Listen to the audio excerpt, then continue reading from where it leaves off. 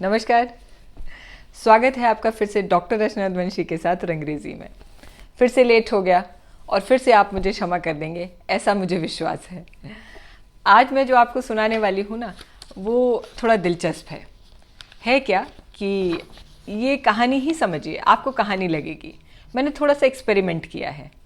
ऐसे बहुत सारे कैरेक्टर आपको अपने आसपास कभी दिखाई देते हैं जो आपको लगता है बहुत दिलचस्प हैं, वेरी इंटरेस्टिंग दे आर, और उनके बारे में अगर खाका खींचा जाए तो बड़ा मज़ा आता है उसे सुनने में जो उनसे मिला नहीं है।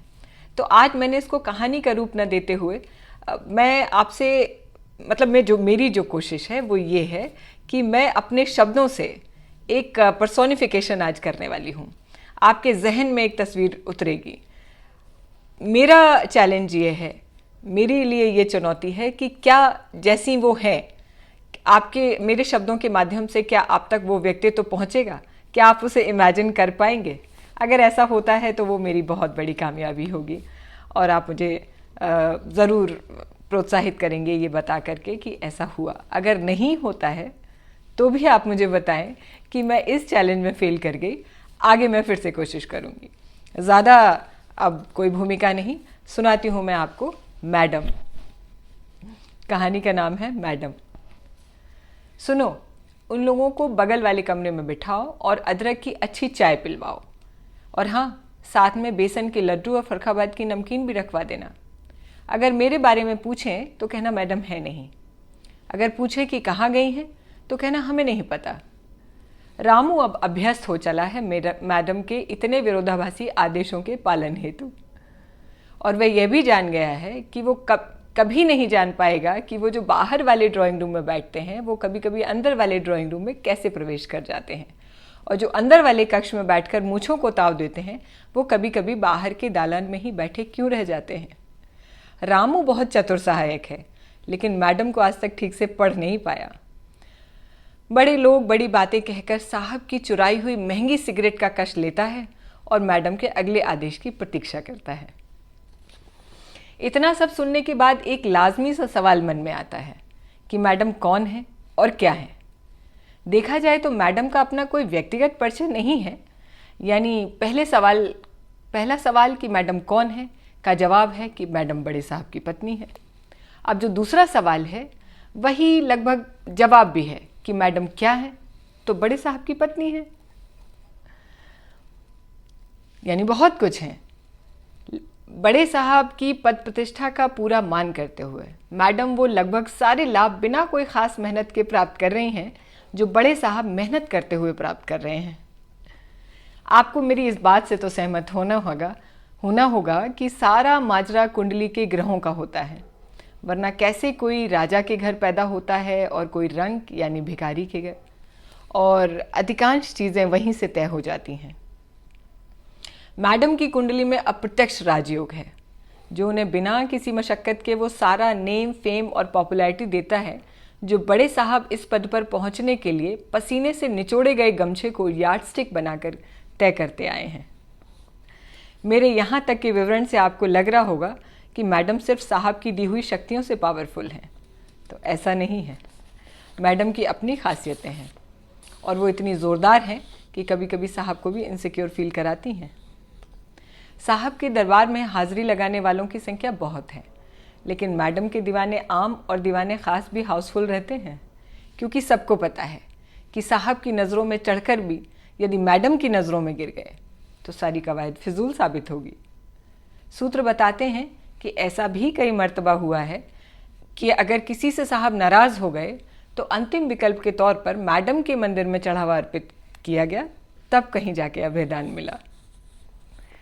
बड़े साहब की कई अनपेक्षित और अनएथिकल खबरों को भी धैर्य से सीने में दबाए मैडम अपने चेहरे पर शिकन नहीं आने देती हैं। पूरे किचन कैबिनेट में एकमात्र मुंह लगी कमली ने कई दफ़ा मैडम के पाँव की मालिश के वक्त आसपास चल रही खबरों और अफवाहों पर मैडम का ध्यान आकर्षित करना चाहा, तो मैडम का सपाट जवाब मिला, तुम हमारे पाँव का ध्यान रखो कमली, हम अपने तंबू का ध्यान खुद रख लेंगे। तुम शायद नहीं जानती कि एक खेल होता है शतरंज, जहाँ राजा को बचाने की सारी कवायद होती है। सारा दारोमदार लेकिन रानी पर ही टिका होता है। जब तक रानी जिंदा रहती है राजा भी आबाद रहता है, और रानी चली जाए तो राजा को शह और मात दोनों हो जाती है। हम भी वही रानी हैं कमली, जो राजा के लिए लड़ती दिखाई तो देती हैं, पर उसे भी पता है कि राजा के अस्तित्व तक ही बिसात है। राजा नहीं होगा तो रानी का भी कोई मतलब नहीं है। फिलहाल तुम जोर से तलवे दबाओ और हमें बिसात का आनंद लेने दो। कमली कुछ समझ नहीं पाती हैं, लेकिन मैडम की एड़ियां जोर से रगड़ती हैं, क्योंकि इतना तो उसे भी पता है कि प्यादों को बिसात पे टिके रहने के लिए एड़ी चोटी का जोर लगाना पड़ता है। ऐसा कोई कैरेक्टर अगर आपके पास है, आसपास है, जो आपको बहुत दिलचस्प लगता है और कुछ खास महीन चीज़ें उसको और रोचक बनाती हैं, तो प्लीज़ मुझे भेजिए, मुझे बताइए, क्योंकि ये मुझे I love playing with words, अल्फाजों के साथ खेलना मुझे बहुत अच्छा लगता है। और मुझे सबसे ज़्यादा अच्छा लगता है जब कमेंट्स में मेरे लिए लिख कर के आता है कि आप जब सुनाती हैं कोई कहानी या कोई पीस, तो ऐसे लगता है कि दृश्य सामने घूम रहा है। उसी को आधार बना करके मैं हमेशा लिखती हूँ कि जिस व्यक्ति से मैं आपको मिलवाना चाह रही हूँ, मैं आपको रूबरू कराना चाह रही हूँ, क्या आप उसको इमेजिन कर पा रहे हैं बिल्कुल वैसे ही जैसे मैंने देखा है और मैं आपको उसका नरेशन दे रही हूँ। तो आज मैंने ये बिल्कुल एक्सपेरिमेंट के तौर पे लिया है कि मैंने ऐसी किस्सा गोई की है कि शायद जैसे मैं मैडम को देखती हूँ, आप भी मेरे चरित्र चित्रण के माध्यम से उनको देख पाएंगे। खैर, ये तो हुई कुछ मैडम की बातें और कहानी की बातें। एक और चीज़ मैंने लिखी है और मैं आपको सुनाना चाहती हूँ, क्योंकि मेरा फोरम ही इसलिए है कि मैं कुछ लिखूँ और आपको सुनाऊँ। तो ये प्रोज़ नहीं है, पोइट्री है। पोइट्री भी पूरी तरीके से मैं नहीं कह सकती, देखिए गज़ल भी नहीं है ये, क्योंकि गज़ल की मात्राएं और जो उसके जिसको रदीफ़ और काफ़िया कहते हैं, वो अभी सिस्टमैटिकली उतना मुझे आता नहीं है, तो मैं गज़ल तो बिल्कुल नहीं कहूँगी। जो गज़ल के बिल्कुल जानकार लोग हैं वो नाराज़ हो जाएंगे। पोइट्री कह सकते हैं आप, क्योंकि प्रोज़ नहीं है। मैं अपने तौर पे कहती हूँ कि अपने लेवल से मुझे ऐसे लगता है कि बस मैंने काफ़िया मिला दिया है और कुछ जो चीज़ें मेरे मन में थीं वो मैंने लिख दी हैं। और इसमें से मुझे बिल्कुल पक्का विश्वास है कि 2-3 लाइनें आपको ज़रूर, हर किसी को जो भी मुझे सुनेगा उसे अपने से रिलेट करती हुई लगेंगी। अगर लगें तो कमेंट में मुझे ज़रूर बताइएगा।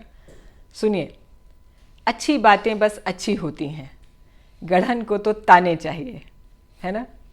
अच्छी बातें बस अच्छी होती हैं, गढ़न को तो ताने चाहिए। होना है जो सो होकर रहेगा, होना है जो सो होकर रहेगा, होनी को तो बस बहाने चाहिए। बिना मिलावट हम रह सकें जहाँ, बिना मिलावट हम रह सकें जहाँ, जहाँ कोई जज ना करे, जहाँ आपकी बात को बहुत तोला मोला ना जाए। बिना मिलावट हम रह सकें जहाँ, बस ऐसे कुछ ठिकाने चाहिए। ज़िंदगी के साथ क्या बहना, ये मेरी फेवरेट लाइन थी लिखते वक्त। ज़िंदगी के साथ क्या बहना, संग हमारे बहे ये हुनर आने चाहिए। और लास्ट है, यादों में आकर सुर्खियाँ भर दें, यादों में आकर सुर्खियाँ भर दें। सुर्खियाँ मीन्स सरगोशी, कलर्स। यादों में आकर सुर्खियाँ भर दें, ऐसे दिलचस्प ताने बाने चाहिए। बहुत शुक्रिया मुझे इतने धैर्य से सुनने के लिए, और जो ये लेट हो जाता है, जो गैप हो जाता है, उसके लिए मैं फिर से क्षमा प्रार्थी हूँ आपसे, और आप हमेशा की तरह मुझे क्षमा कर देंगे।